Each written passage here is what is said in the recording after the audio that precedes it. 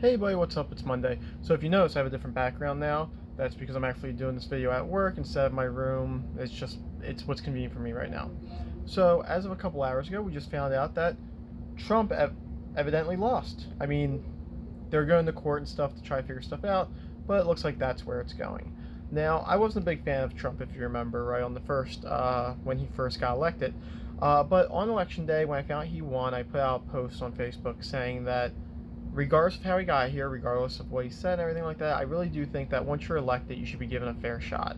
I feel like I at least tried to give him a fair shot while he was elected and everything like that. And now, with it look like Biden winning, I think it's important to emphasize that again.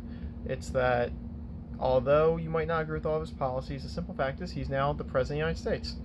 Or at least it looks like he's going. Now, I understand that they still have to go to court and everything like that, which I actually welcome because one of two things is going to happen. Either it's going to confirm that he did in fact win the election legally and then the way he was supposed to, or it's going to find errors. Now, if there are actual legitimate errors, they need to be found. Like, that's a legit thing. If they do find out there's some sort of mass fraud, then that needs to be found out. Now, I don't personally believe that there has been. I just haven't seen any convincing evidence that there has been any type of fraud, or at least significant fraud. I mean, I suppose you can say that in any large group of anything, there's going to be a certain amount of fraudulent behavior amongst it. And I think that's true here, but I don't think that the fraud is what got Joe Biden elected.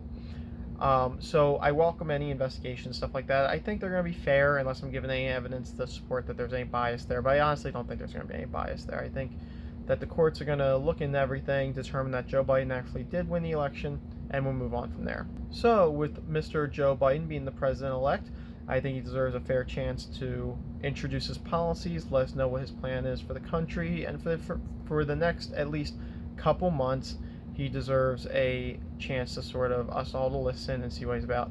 Now, that's not to say you have to like him, and that's not to say that he can't, do things that you don't support and make you turn against him down the road.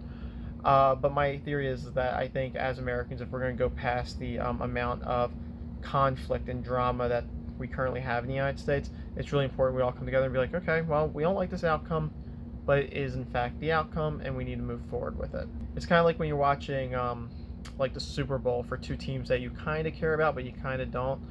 You're hoping for a good game. You're hoping for the best winner to come out. But I think it's really important to not feel too depressed or too upset if the team you wanted to win didn't actually win. The simple fact is that in most cases, the best person for the job won. So with that in mind, try to keep an open mind with everything, and we'll see how it plays out. But if you watch my other video, I'm pretty confident that nothing about my day-to-day life is going to change, no matter who the president is. So we'll see. Anyway, thank you for watching. I love you. I miss you. I'm proud of you. And stay awesome.